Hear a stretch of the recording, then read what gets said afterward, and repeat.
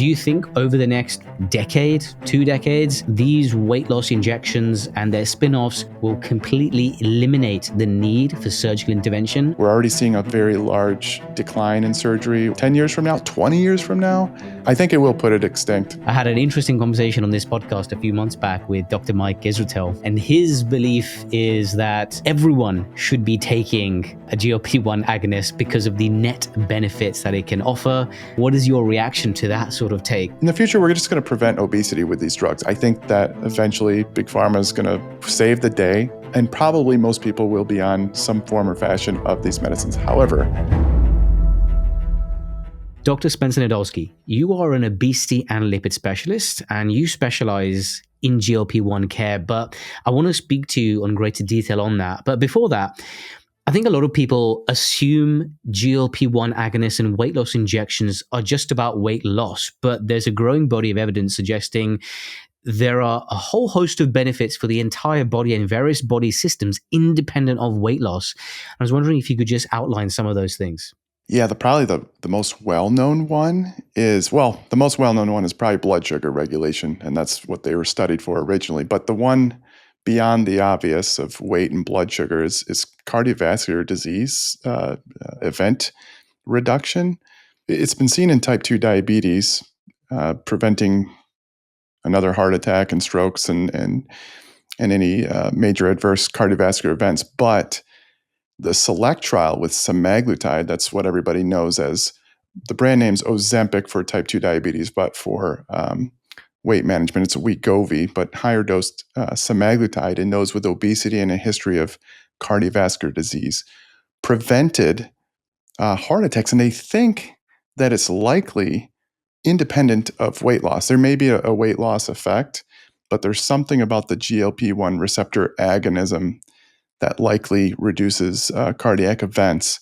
That, to me, is really cool because everybody thought, all right, we got to lose, the thought was 10% of your weight. It was around a threshold of 10% to have reduction in cardiac events. This has been shown before in type 2 diabetes. There's a medicine called albiglutide.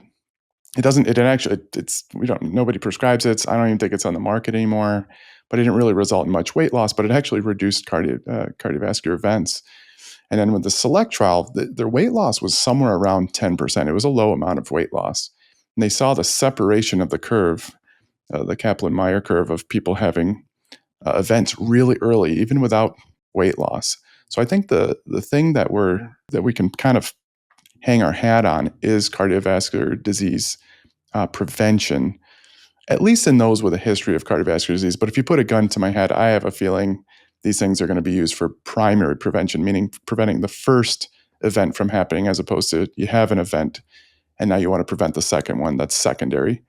I was going to say, I think, maybe, and you're going to allude to it, but, there's some emerging data, maybe some cognitive or neuroprotective benefits as well, whether that's related to the cardioprotective benefits. It's hard to know. So there are receptors all over the body. There's GLP-1 receptors all over the body, and it's being studied.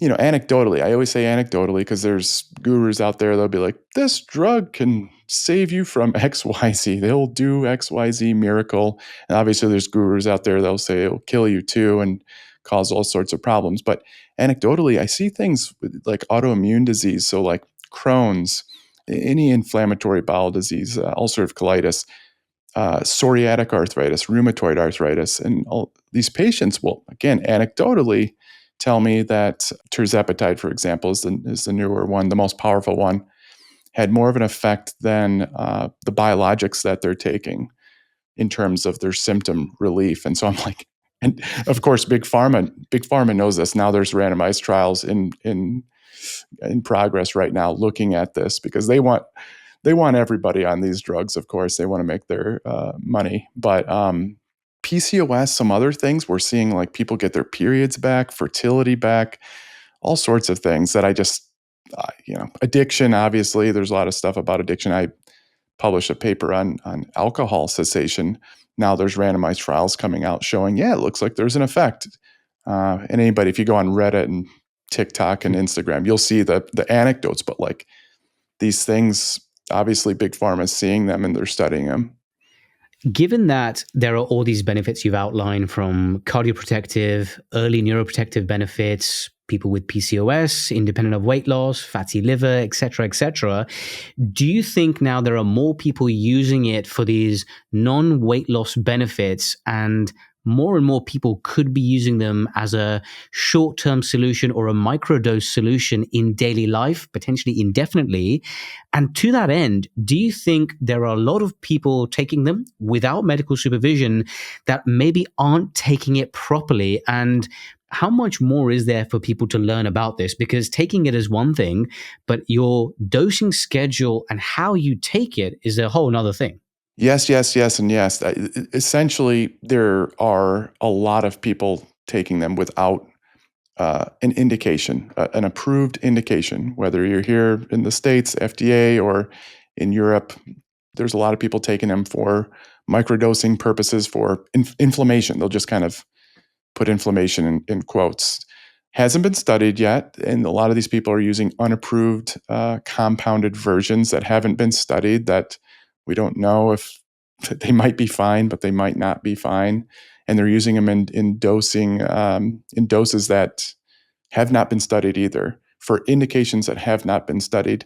It's quite a problem. I think this is why we're going to see some of these case studies and case reports coming out of people having some issues. Because when you start giving it to people without clear indications, where there's a clear, large benefit to risk ratio, meaning there's a huge upside with a small downside, you start giving it to people with a smaller upside, that downside may start to get bigger. It's hard.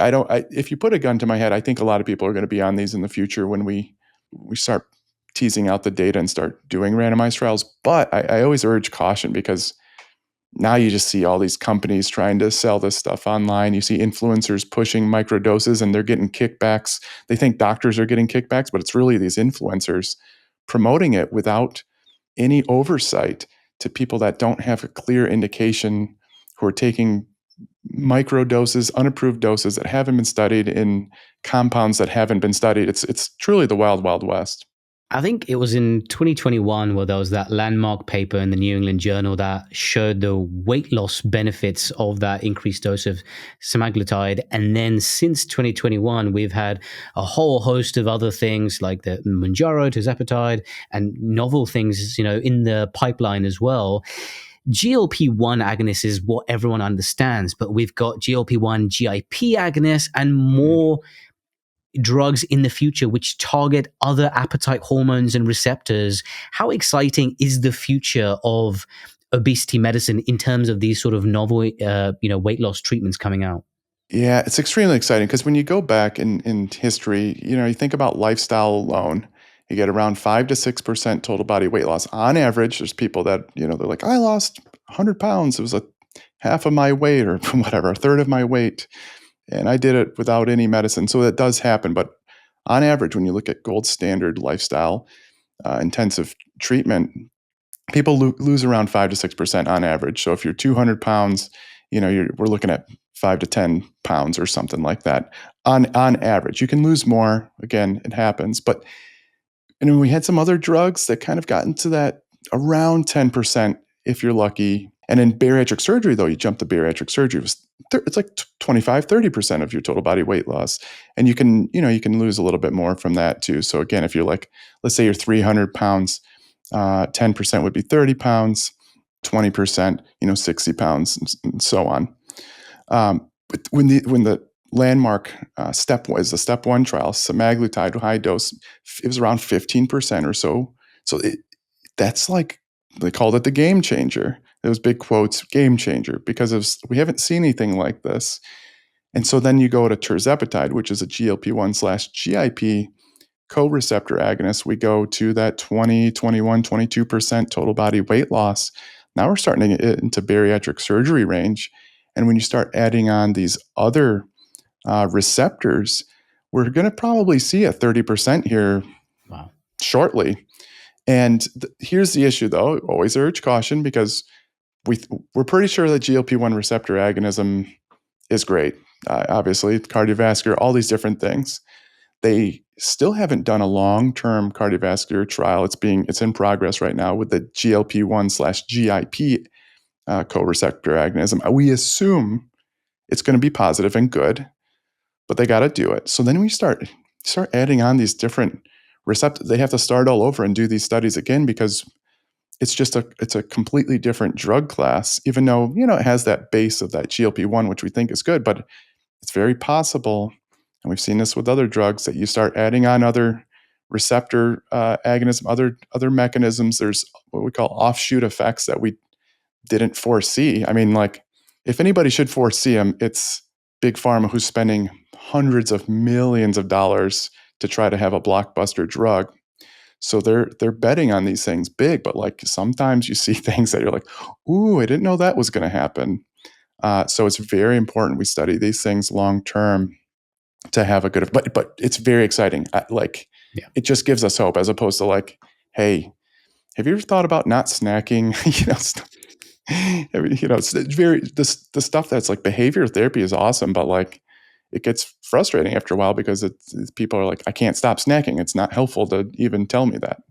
When you start someone on one of these weight loss injections, whether it's a neat GLP-1 agonist or the dual co-receptor with the GLP-1 and GIP, like a Mounjaro tirzepatide, what sort of dosing schedule do you start them with, and how do you decide algorithmically whether they should go up or down? Is it customized to the individual and their lifestyle, or is there a certain sort of milestone that they should cross, that being their weight, their side effects to this, their preference? What is that like as a blanket rule, and how you customize it to an individual? Yeah, probably the most common question I get from patients when they're starting up, we always start at the lowest dose.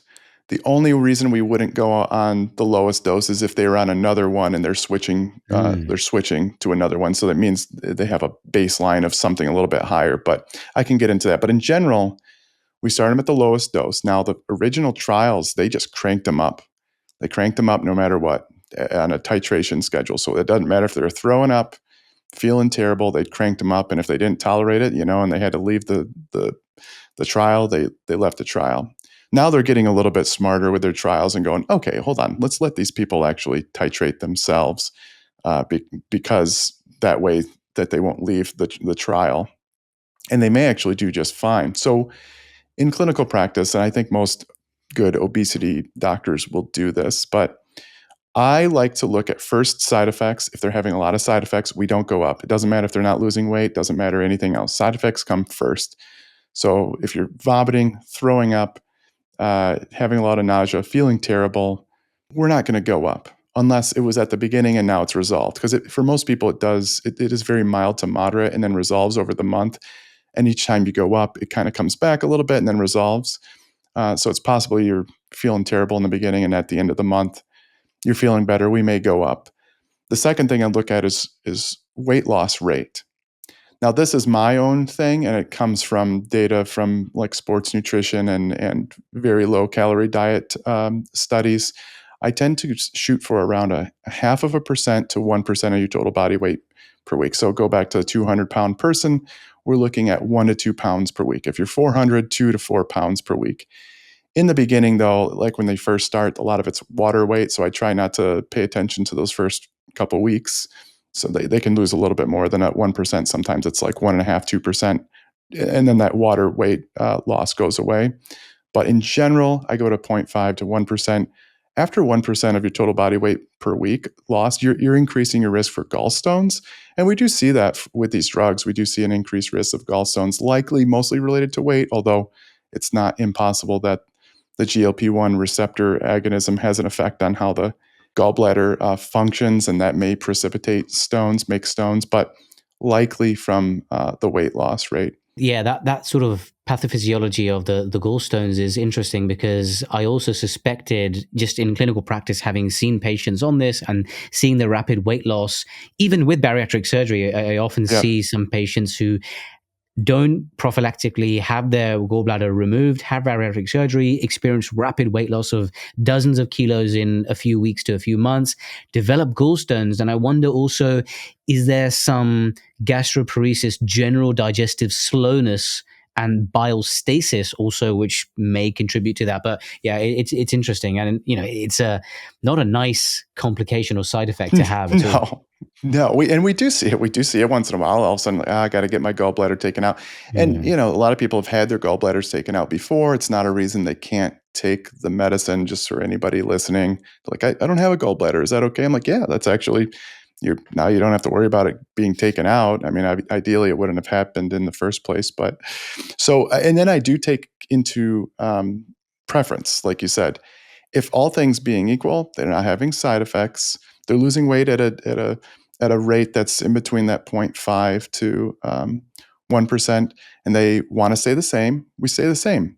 If they want to go up, we probably go up. We also ask about appetite. If you're hungry, like super hungry, but you're losing weight at a good rate, let's say you're losing weight at a 0.75% per week, you're not having any side effects, but you're hungry, we're probably going to inch you towards going up, because what we don't want to do is have a whole month where you are so hungry that it derails you.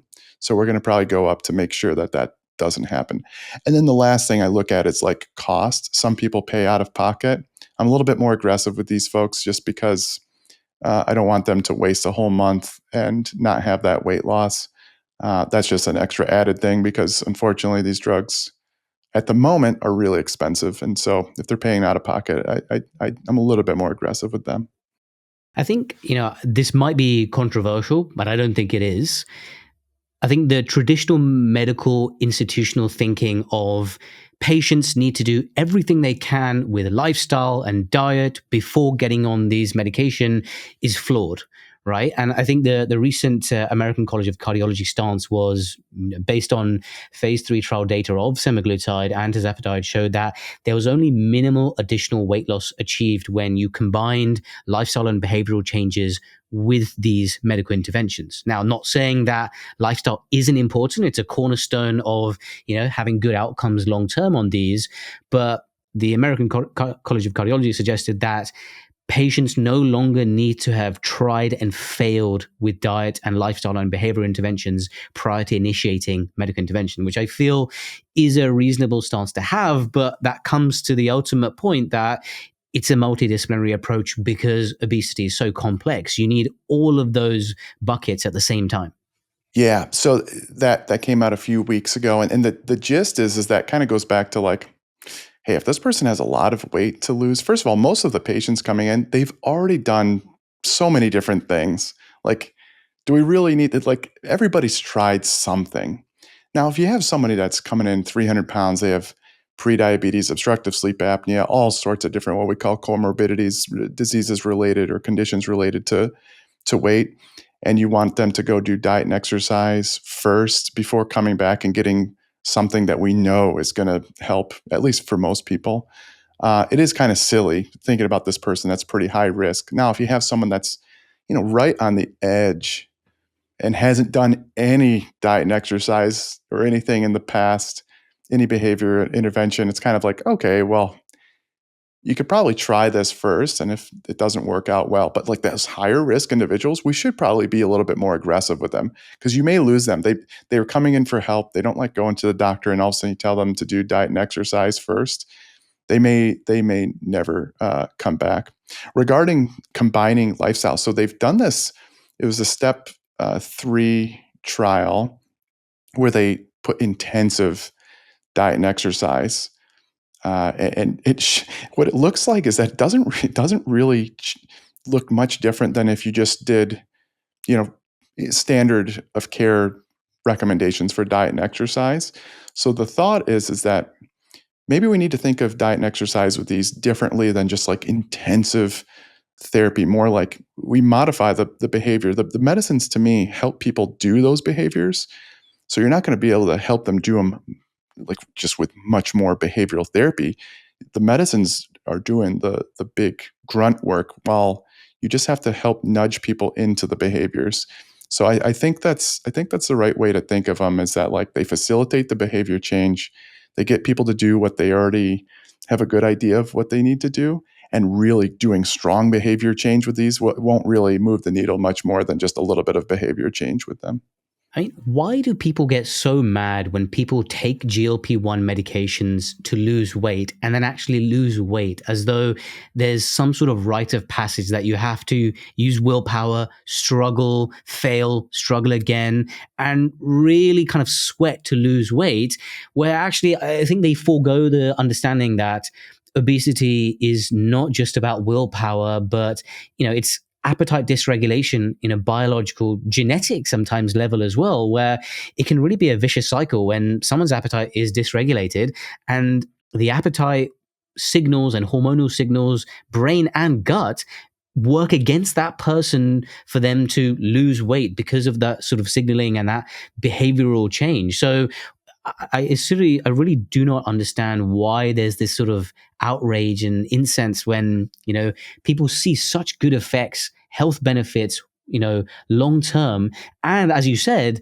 these medications drive the lifestyle and behavioral change. So, what is it about people who get mad when GLP-1s are doing such great work? It's called an implicit weight bias.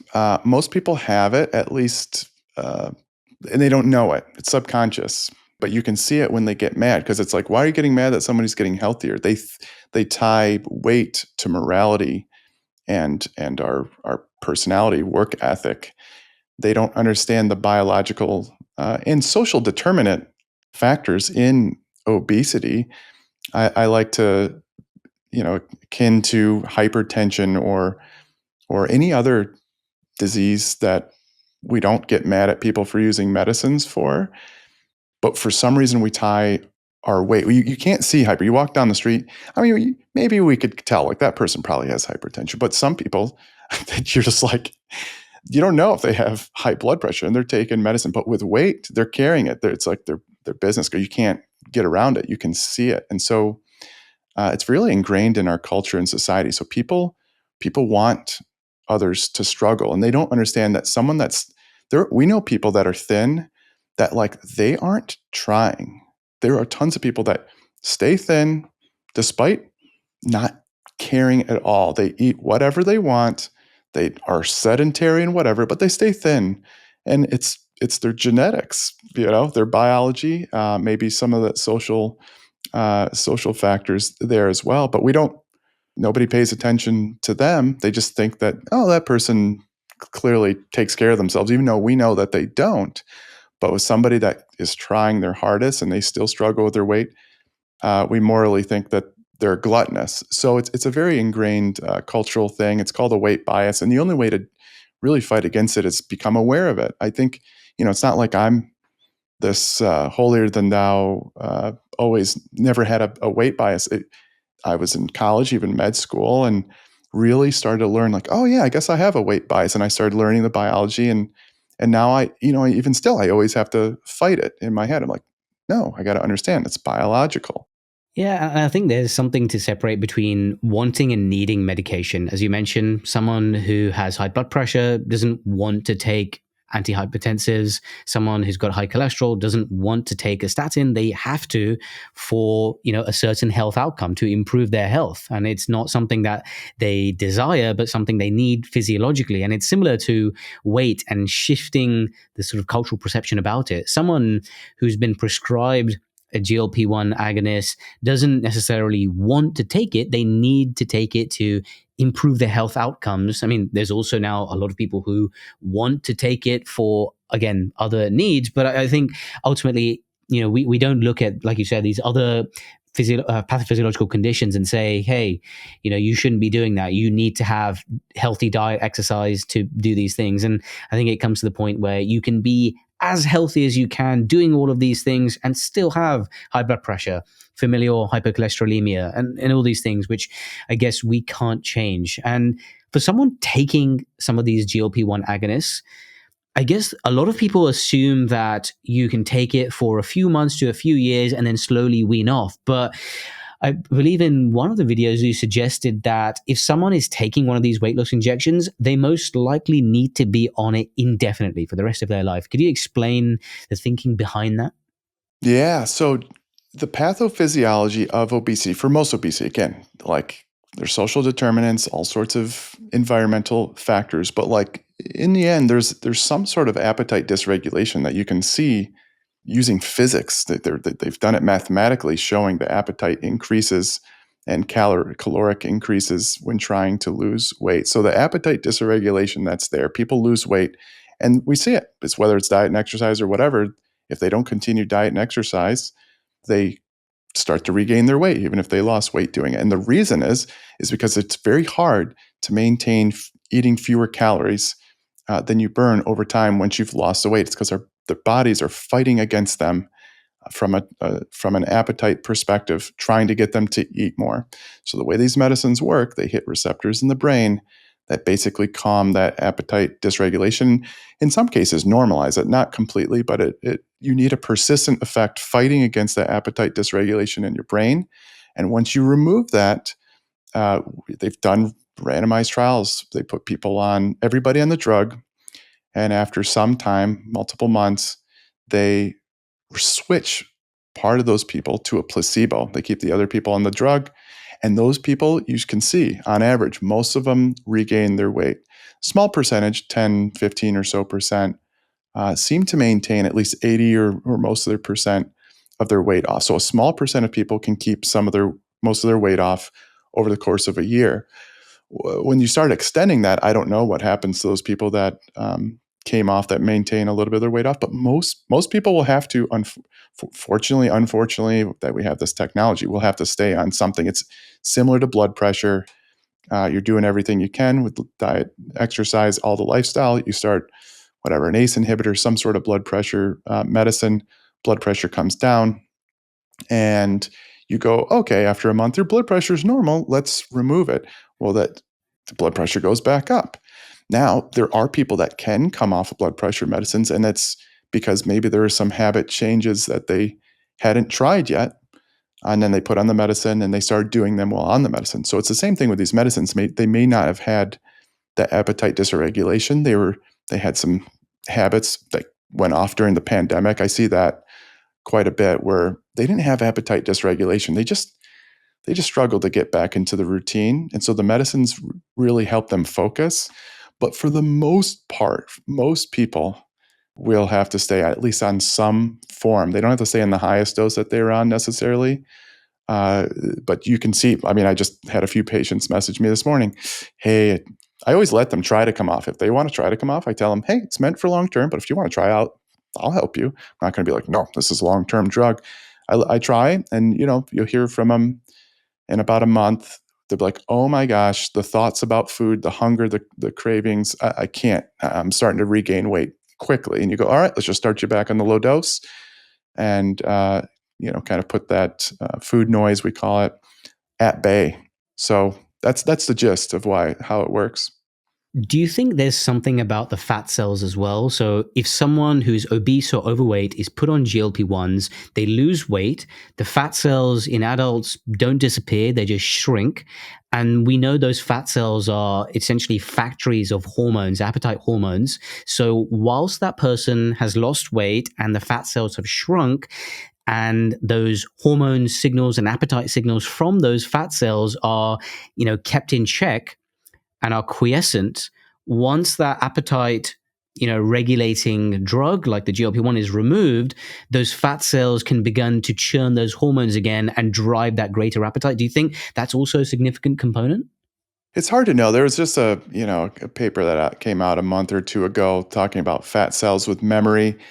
Whether that contributes, I don't know. The thing is, you could do, in order to study it, they'd have to do, there are studies with liposuction and things like that, where they actually straight up removes fat cells, and people regain it. So I'm not convinced that's a large component. There may be a small component to that, but most of the dysregulations in the brain, whether the fat cells are sending signals to the brain to help with that, hard to say. But like, in order to, they could do some more liposuction type of studies that go, hey, those are the fat cells that are sending the signal. Swoop, they could just suck them right out and kind of test that hypothesis. But not out of the realm that it contributes a little bit.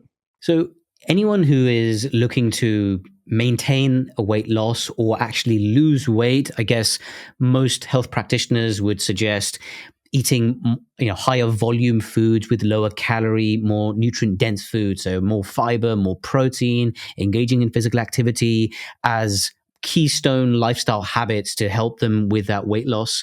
If someone is looking to come off GLP-1 agonists, is there anything in addition to those lifestyle changes that you'd add to really help the cause? Those are the cornerstone. Like, that's the people ask that a lot, and I'm like, it's all the same stuff that we already know. We have to make sure that you're staying satiated. We got to make sure you're expending energy, and ideally, you'd be lifting weights, building some muscle, getting people to move more often, walking, whatever, all the different types of non-exercise activities too. But high volume foods, protein, all that stuff.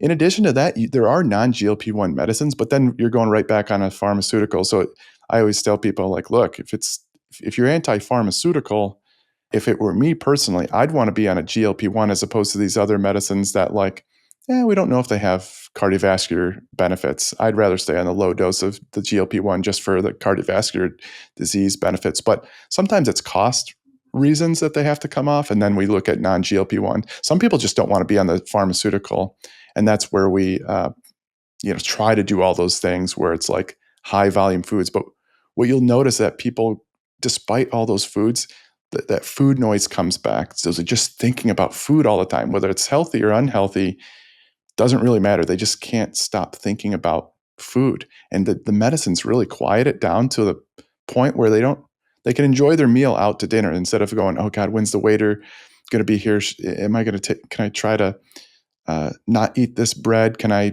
just relax and have this meal? When they describe when they're going on the medicine, and they can actually enjoy a meal out with their partner or family or anything like that, because they're not constantly thinking about what's going to happen, what's this, what's that. So same principles basically. I mean, one of the ways this GLP-1 works is also it targets the GLP-1 receptors in the brain, and there's some dopamine reward pathway inhibitory effect it may have, which denies you the cravings and those sort of addiction you may have to certain foods. And I think you even mentioned there is some emerging data about addiction when it comes to alcohol, smoking. And I think there was even some data regarding some distortion of taste as well. So you stop craving the tasty foods that you might have had. So some degree or low level of anhedonia, where you don't get the same pleasure from activities, or in this case, foods that you once enjoyed. Does that same anhedonia carry over into other aspects of life? So I think there are some reports of lower libido and reduced sex drive as well. Is that a significant component you see in patients who are on GLP-1s, where actually it causes this low level, not depression, but decreased desire for enjoyment in non-food activities? Yeah, I call it the Zep. So Zepbound is the tirzepatide brand here for weight management. I call it the Zepbound Mez, like the Blas, because they'll get to, if you look at the Surmount trials, the 10 milligram versus the 15 milligrams of tirzepatide have a very small separation. Something like 19 point whatever percent versus 20 point whatever percent. Not very much weight loss difference when you look at 10 to 15.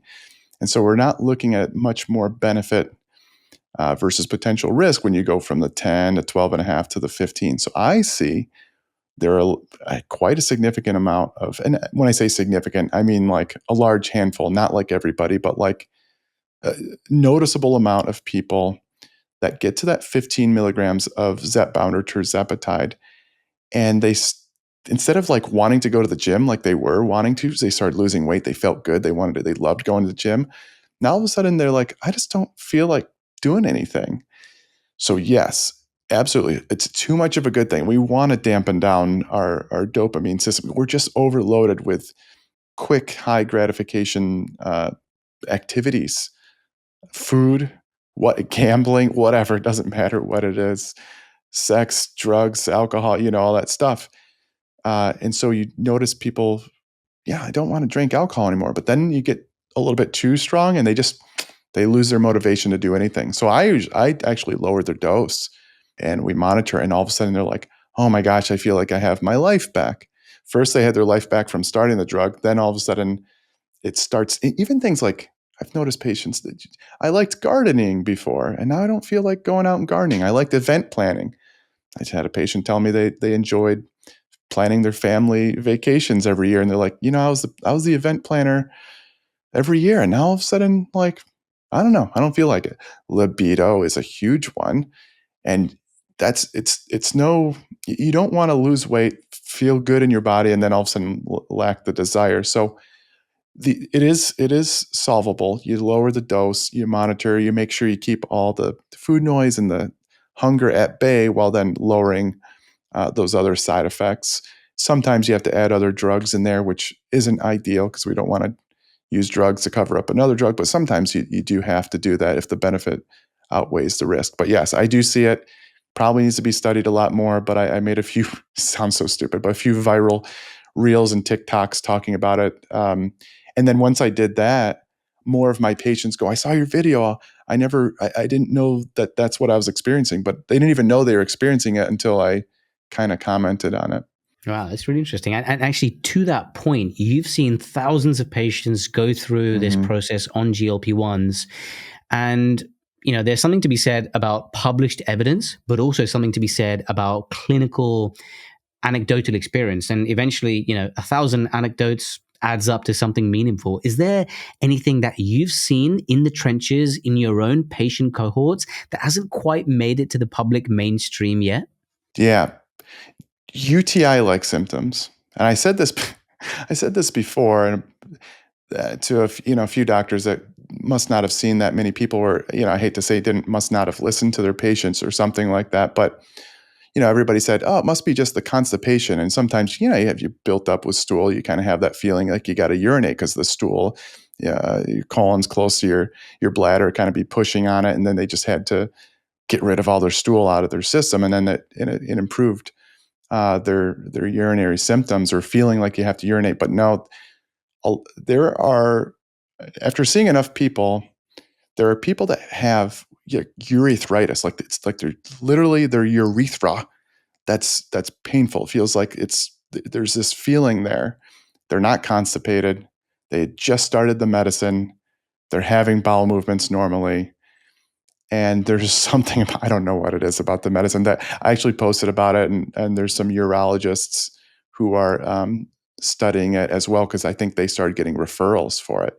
What will happen is they'll go get, they'll keep going to the urgent care and getting urinalysis, send them off for culture. They're negative. And they'll just be like, I just keep feeling it. Sometimes I switch them to a different one. So if they're on semaglutide, I'll switch them to tirzepatide or vice versa. And that sometimes fixes it, but not always. Sometimes it resolves over time. Other patients, sometimes we use like pyridium, this stuff that kind of is an analgesic that helps through once you pee it out, it kind of helps numb that area. But that's not a good long-term solution. But I swear there's something about it. I actually went on Reddit and posted, is anybody else, seeing this? And all of a sudden more people were flooding in. I posted it on Instagram, and another doctor who, started like, no, it's just constipation. She was very adamant, and it was kind of weird. But anyway, and then another person came on. It's not just constipation. I did the whole thing. I'm not constipated. I'm feeling this. And it was kind of funny to see that. But I've seen it enough to go, there has to be an effect there. It's not common, but I do see it. Fatigue is one that you'll hear, but I think it's related to the anhedonia, that mostly, at least, I think that kind of just strong dampening of the reward system to where they just kind of feel tired. But the rare one that I see that nobody talks about is this kind of UTI symptoms. There's a lot of fearmongers out there as well who, maybe for purposes of swaying people against GLP-1s, who talk about the dramatic sarcopenia and muscle loss you get. And I think I first came across this association, and maybe it's even been championed by Peter Attia, I don't know, on one of his like early podcasts. And he may have retracted that statement. But there is this public opinion that simply being on a GLP-1 causes sarcopenia.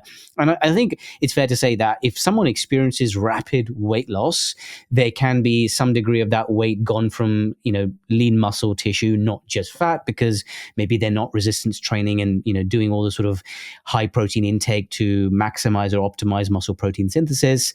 But that association is a false dichotomy, surely. Yeah, unfortunately, he went on Megyn Kelly as this talk show host, late, I don't know, whatever she does, but and said that one of his patients lost 2/3 of their weight from muscle, and so they ended up being these quote unquote fatter than what they were before. And it was like, come on, don't use anecdote. Like, I don't know what you're doing right now, but like, we can at least use the trial data that's out there.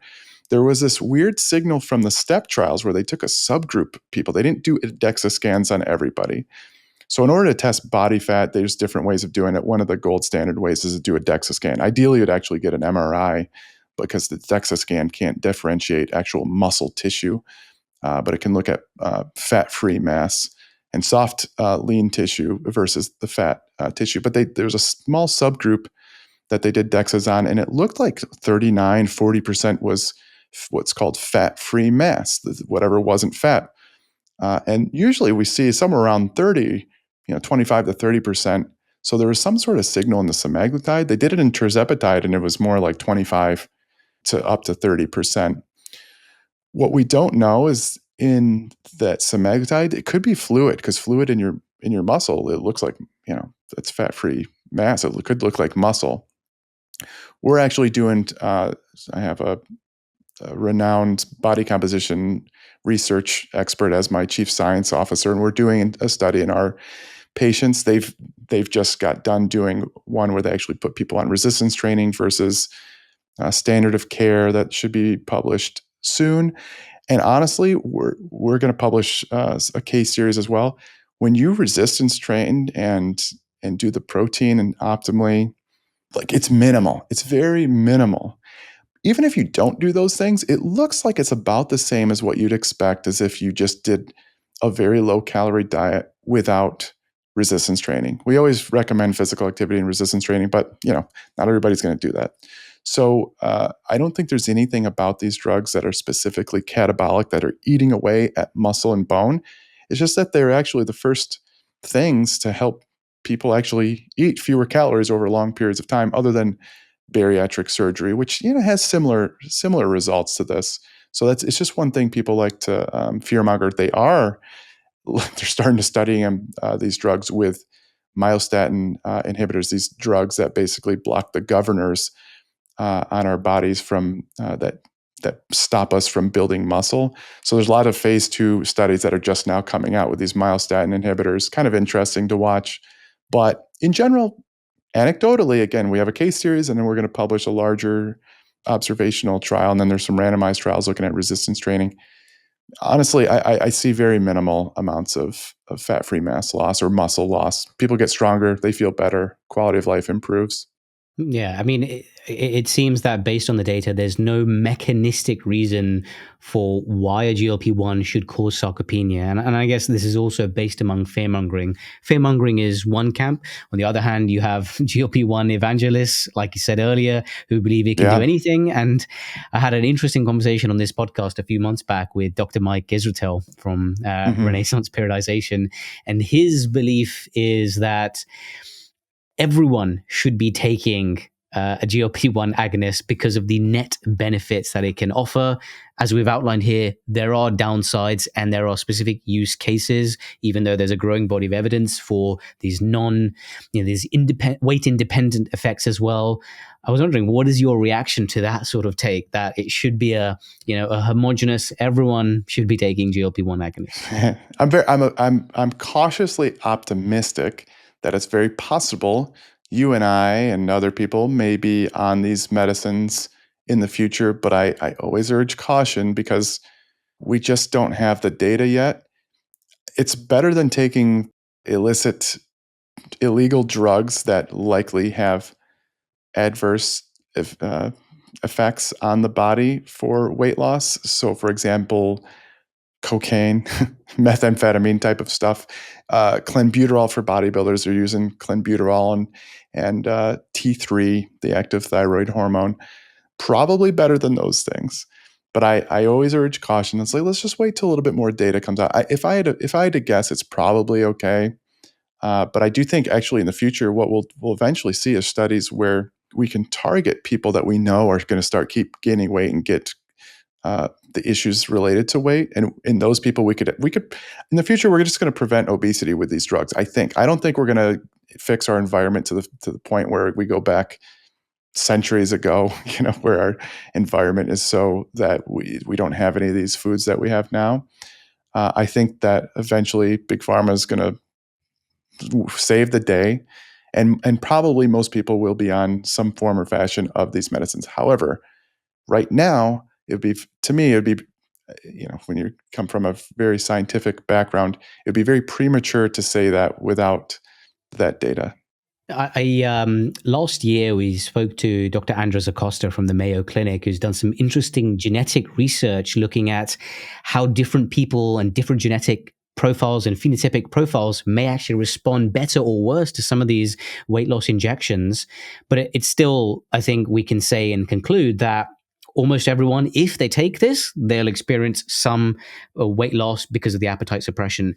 Do you think at this stage, and with the pipeline of drugs to come, that these weight loss injections and their spin-offs will completely eliminate the need for surgical intervention? And by that I mean any sort of bariatric surgery, because the complications of bariatric surgery are pretty high, and it's obviously a very invasive procedure which has, if you do get complications, it's a decent enough mortality rate from them, from anastomotic leaks and strictures and so on.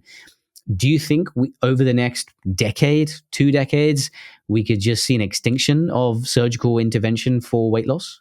Yeah, we're starting to see it already. I mean, surgery is still the most powerful tool we have, and it's still the one of the most studied, most effective. However, we're already seeing a large decrease in surgery. Now, the surgeons will say, look, it's one and done. We have the best data, and they do technically. However, a lot of people regain their weight once they have surgery. It's not just one and done. 10% of my patient population had surgery in the past, and they're regaining their weight because it doesn't affect the biology like these drugs do. There's a tiny little bit, but it doesn't change that food noise as well as these drugs do, or the satiety a little bit, but again, not the same thing. In a decade, very possible. 2 decades, I'm going to say that we're not going to see nearly. We're going to see a tenth of the surgery. I really do. It's just the technology is getting ridiculous. Unless there's some smoking gun that they're like, oh wow, we didn't see that happening. Like I talked before with some of the newer receptors that they're hitting, that they're like, oh gosh, we shouldn't have done that. It caused all sorts of issues, cancers, who knows? But I do. If I had to guess, we're already seeing a very large decline in surgery. We're going to see 10 years from now, 20 years from now. I think it will put it extinct. I mean, it sounds bad, but I think so. Yeah, I mean, as someone who's been involved in bariatric surgeries, I agree. I mean, I think that would be great if they could be put to bed, because as you said, whilst they may be the gold standard in terms of, the quality of evidence that's with them, they're just so invasive. And, once you see one or two horror stories with anastomotic leaks and, bowel obstructions, you're just like, wow. I mean, even if there's a slightly increased risk of gastroparesis or constipation or even pancreatitis, which is being studied more and more, I think that's a world better than being in the intensive care unit because the stitches or the staples between two bits of bowel have come apart. Yeah, it would be nice not to have an invasive surgery. I can tell you that. I mean, again, the surgeons would get pretty upset with that, and I don't like to do the us versus them. But like, this is just how technology works. It's why we don't think about phones, the iPhone. When we were younger, we were using. I had a rotary phone when I was younger, where you had to press this thing and it would go back. And now we have the supercomputer in our pocket. So like, technology, it's just going to outpace it, and there's not going to be a surgery that's going to be able to compare to these drugs, especially if the myostatin inhibitors and some of these things pan out correctly, like without harm. It's going to be game over. That's what I think. What do you think about a whole ton of these supplements claiming to be GLP-1 boosters? I mean, that seems to be the they're a new scam. tailwind. Yeah. They're a scam. I mean, for anybody listening, the GLP-1 gets broken down. Our natural GLP-1 is released from our intestines after we eat food, carbohydrate containing foods, broken down very quickly within 1 to 2 minutes. So we have these drugs called DPP-4 inhibitors. They actually inhibit the enzyme, our own natural enzyme that breaks down our GLP-1. So with these pharmaceutical drugs, one of them called sitagliptin, it stops the breakdown of our own natural GLP-1. So we get 2 to 3 times as much of our natural GLP-1 with a pharmaceutical drug. And these drugs don't cause weight loss. You don't see much weight loss from them. You see a blood sugar effect. So these supplements out there claiming to boost GLP-1, I don't care if it's 50%, I don't care if it's 100%. They're a scam, and you see it, and people will fall for it. And what's funny, when you read the comments, people are always like, I tried this and it didn't do anything. I'm like, of course it didn't do anything. They may have a blood sugar effect, maybe, if they want to study that. But when it comes to weight loss, you need sustained GLP-1 receptor agonism. You need that sustained effect to get all the way up into your brain to hit the receptors that will affect satiety and all that. And we're just not going to see it with a supplement. So save your money. These people, honestly, they should be all taken down and taken out to the pasture. But they're gonna try to scam people. They're And I always going think to be there. if someone realistically wanted to boost their endogenous GLP-1, it's the same advice you'd give someone trying to lose weight, which is eat more protein, eat more fiber. They would do the same thing, if not better. Yeah. And there's satiety effects beyond the GLP-1, because that's what they're going to say. Like, well, it helps the GLP-1. And it's be like, yeah, well, there's other satiety effects from this. You can't even say that's the GLP-1 boosting effect from the food that's having that appetite effect. So save your money on those supplements, please, everybody listening. Don't buy them.